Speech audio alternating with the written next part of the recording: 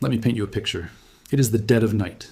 The streets of Moscow are silent. The Kremlin's golden domes glow faintly in the dark, and the Russian capital, the city Vladimir Putin has carefully shielded from the horrors of his own war, is suddenly shaking with explosions, not in a distant frontline town, not in an industrial zone on the outskirts, in the middle of Moscow itself, kilometers from the Kremlin, kilometers from the Russian Ministry of Defense building.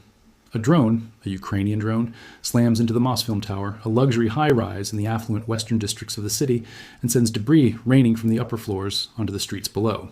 This is not a scene from a movie. This happened on the night of May 4th, 2026, and it may just be the moment historians look back on as the turning point in one of the bloodiest and most consequential wars of the 21st century. Think about what this means. For over 4 years, Vladimir Putin sold his people a lie. He called this brutal invasion a special military operation. He told Russians the front lines were thousands of miles away. He told them the West was failing. He told them Ukraine was on the brink of collapse. He stood in front of gleaming military parades on Red Square and projected strength, tanks rolling, missiles gleaming, soldiers marching. The image of Russia as an unbreakable fortress was central to everything he stood for. And now, a Ukrainian drone just hit a building 7 kilometers from Red Square. Let that sink in. 7 kilometers. Moscow Mayor Sergei Sobyanin scrambled to his Telegram channel to control the narrative, claiming the drone had been intercepted and that there were no casualties. But the photos that flooded social media told a different story. Visible damage on the upper floors of the Mosfilm Tower, residents filming explosions from their balconies, videos of a small unmanned aircraft flying at low altitude through the nighttime skyline of the Russian capital. So close, so real, so undeniable. Over a 14-hour window around that same period, Sobyanin was forced to report that 14 more Ukrainian drones had been intercepted targeting Moscow. 14 in one day, in a city that was supposed to be untouchable. Here is what makes this moment so electrifying and so significant. Russia is days away from its most sacred national holiday, Victory Day, May 9th.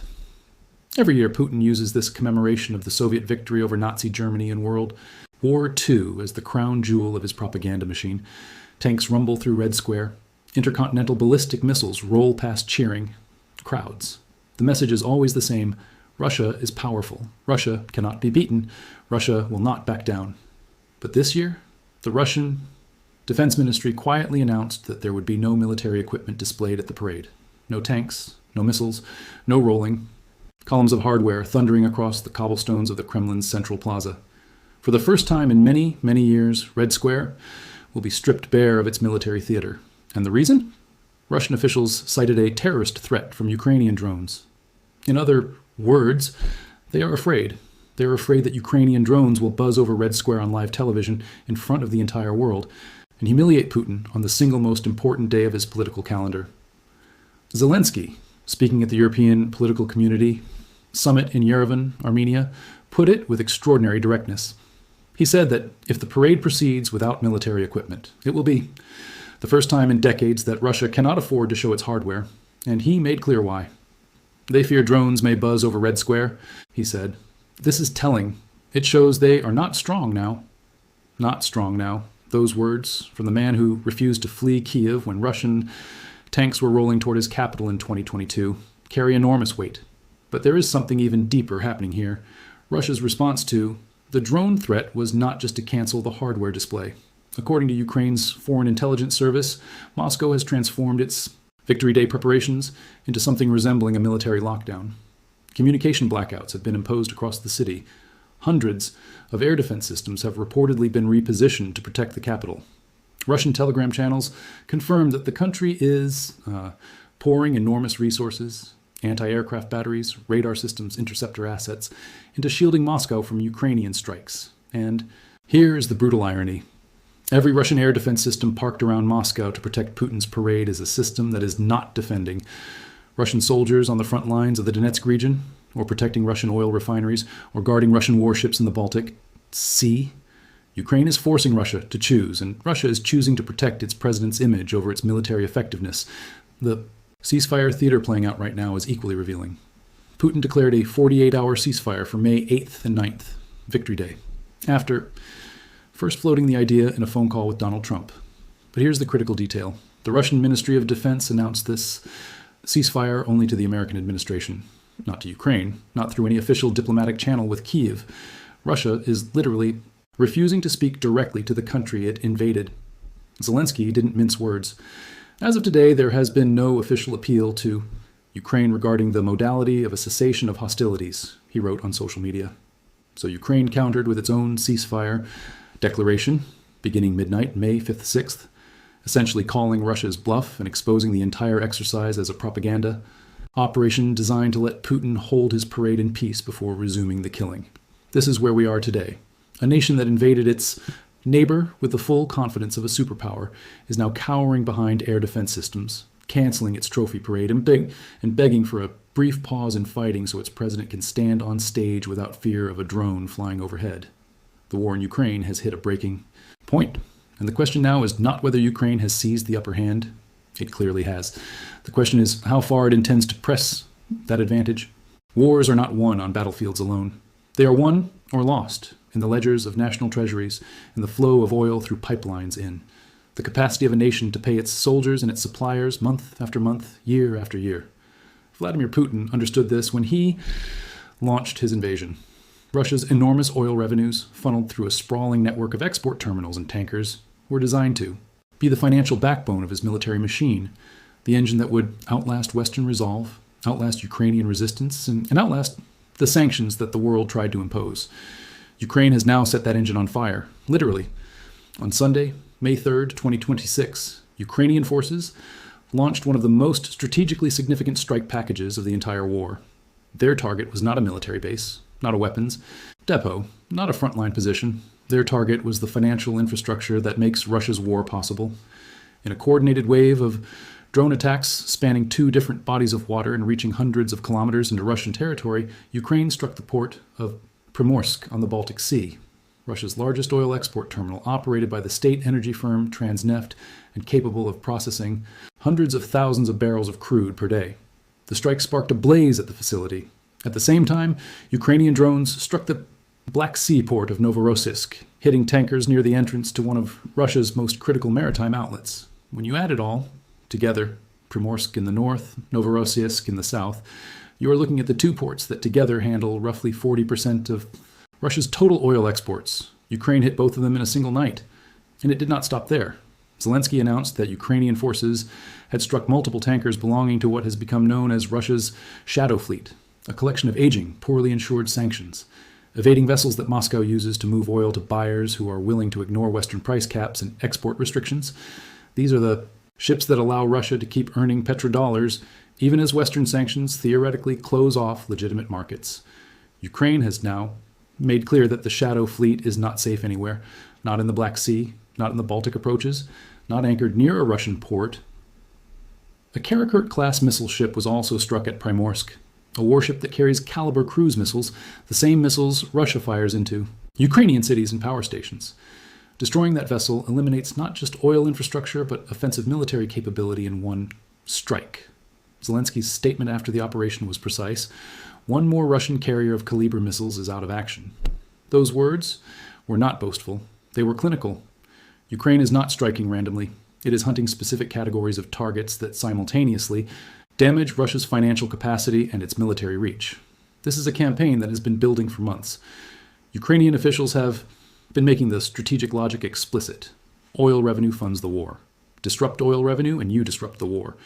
The Institute for the Study of War noted in a recent assessment that Ukraine's drone innovations have shifted the battlefield advantage in Ukraine's favor. What began as a defensive necessity, Ukraine developing long-range drones to compensate for its disadvantage in conventional firepower, has evolved into a sophisticated offensive instrument capable of reaching targets over 1,000 kilometers away. The depth of these strikes is staggering. Primorsk sits between the Russian-Finnish border and St. Petersburg, well over 1,000 kilometers from Ukrainian-controlled territory.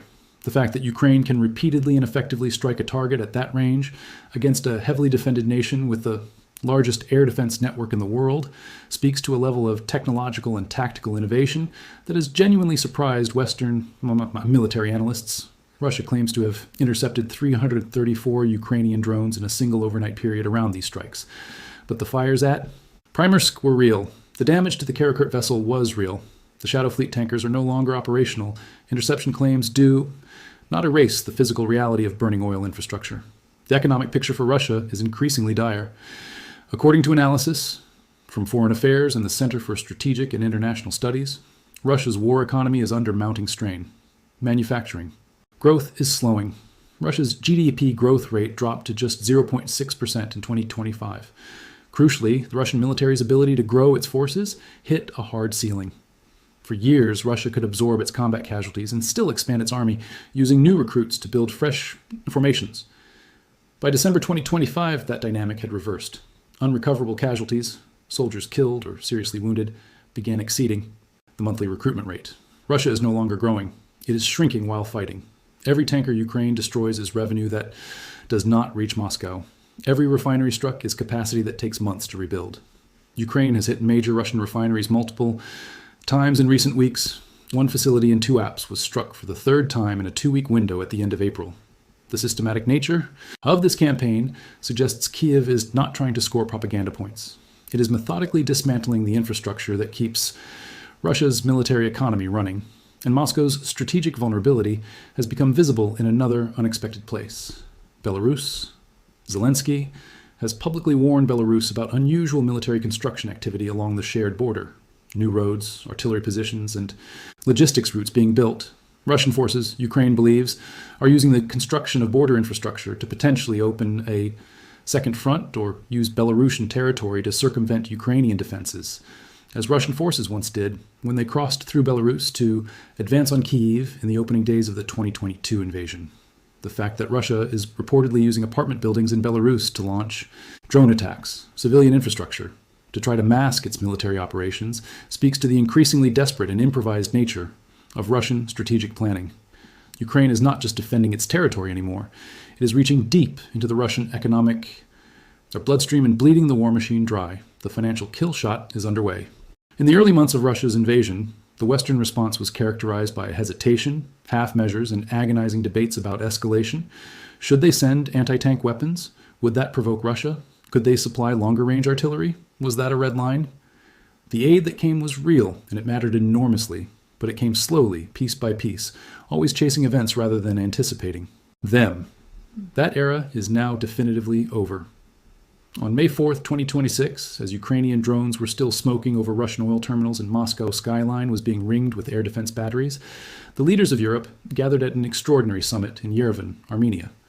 The European political community, a forum that brings together the European Union member states along with non-EU European nations, met in the heart of the South Caucasus, sending a geopolitical signal of its own, that Europe's commitment to Ukraine was not an event, it was a permanent architecture.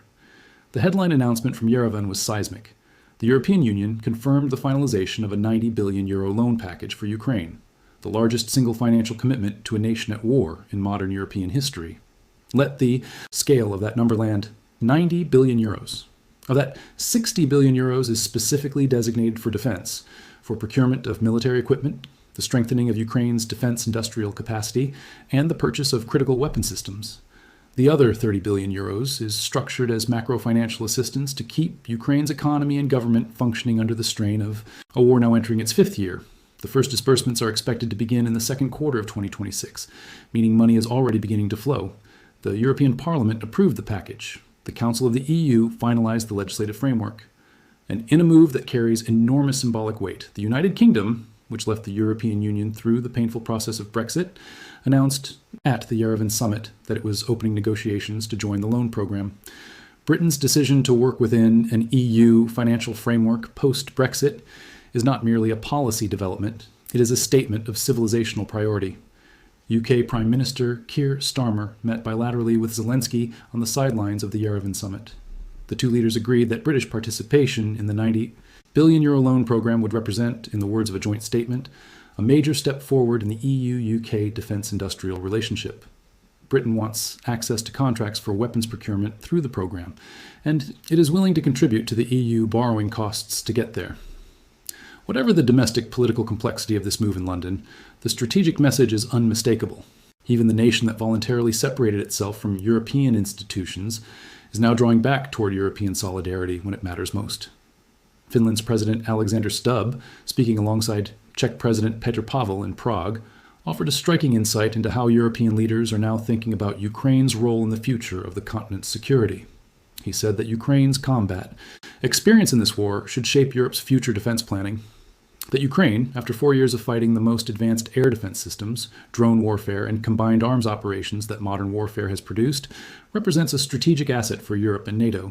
Finland, which shares a long border with Russia and joined NATO in 2023, understands perhaps better than any nation what it means to live next to a country that invades its neighbors. Stubbs' framing is a significant one. Ukraine is not just a victim being helped by Europe.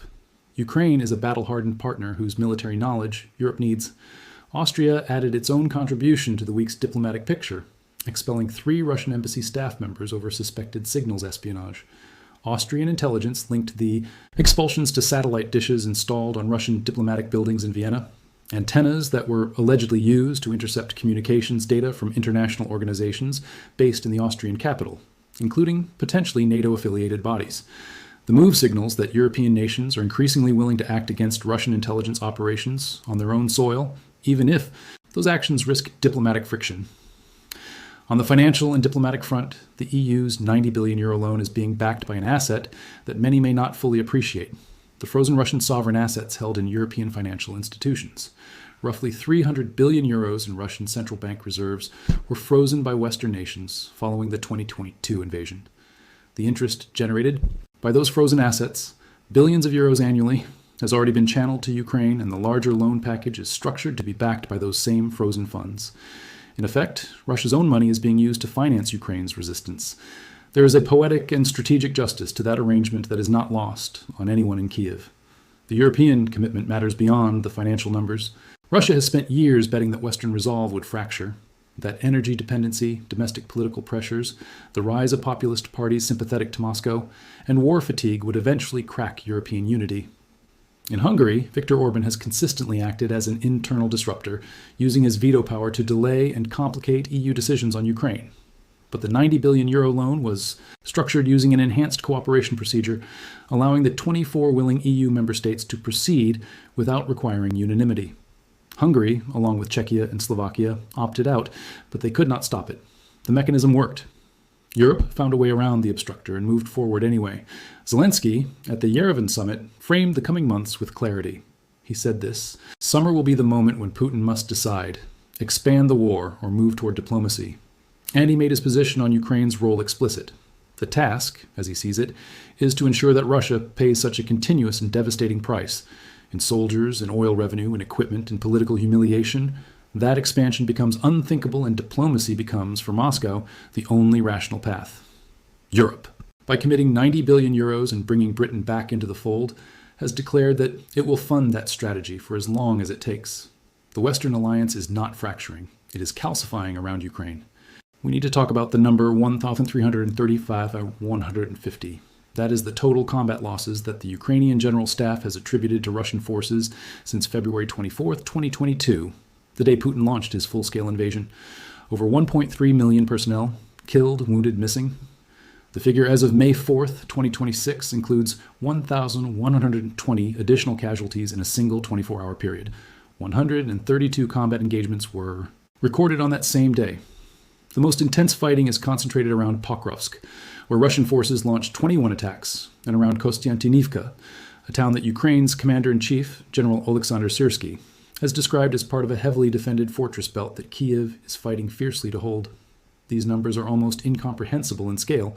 To put them in context, the United States lost approximately 58,000 troops across nearly 2 decades of the Vietnam War. Russia has sustained over 1 million casualties in just over 4 years. The Center for Strategic and International Studies assessed that the Russian battlefield casualty to Ukrainian casualty ratio stands at roughly 2.5 to 1. Russia is bleeding at a rate its recruitment cannot sustain. The critical threshold was crossed in late 2025. Foreign Affairs magazine, in its February 2026 analysis, identified the moment when Russia's monthly unrecoverable casualties, soldiers killed and seriously wounded, began to exceed its monthly recruitment inflow. From 2022 to 2024, Russia could absorb massive losses and still grow its military. building new formations from a steady stream of 30,000 to 35,000 monthly enlistees. By late 2025, virtually every new recruit was simply replacing a fallen soldier with nothing left over to expand the force. The Russian military peaked at approximately 1.3 million troops in 2025. It cannot grow from here. It can only shrink, slowly, then perhaps suddenly. This is what strategic exhaustion looks like before it becomes strategic collapse. Zelensky laid out the mathematical logic in January 2026 with surgical clarity. He said, Ukraine's operational objective is to sustain Russian losses at a rate of 50,000 per month, the level at which Russian casualties exceed the number of replacements Moscow can send to the front each month. At that pace, Russia's offensive capacity degrades month by month. The front lines begin to freeze. The attacks become less coordinated. The experienced commanders are replaced with undertrained officers. The equipment degrades faster than it can be replaced. And the financial pressure compounds everything because every military expenditure must now compete with the cost of buying North Korean shells, maintaining Chinese dual-use technology imports, and propping up an economy cut off from Western financial markets. Russia's spring 2026 offensive, the push that Putin's generals promised would deliver decisive. Results has, by all credible independent assessments, failed to achieve its objectives. A comprehensive analysis published in late April 2026 looked at 8 dimensions of Ukraine's war effort: diplomacy, information operations, alliance management, ground operations, long-range strike, technological innovation, and defense industry. The assessment was striking in its directness. In February 2026, for the first time since the Kursk offensive, Ukraine's defense forces recaptured more territory than Russia managed to seize in the same period. That was described as the first net Russian territorial loss since November 2023. The Russian advance, which at its peak was measured in agonizing meters per day, comparable to the most brutal trench warfare of World War I, has begun to stall.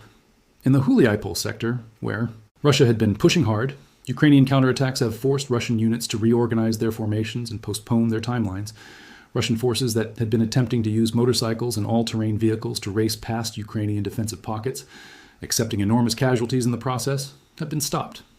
The open terrain near the Hacher River that Russia tried to exploit has become a killing field for Ukrainian drone and artillery teams.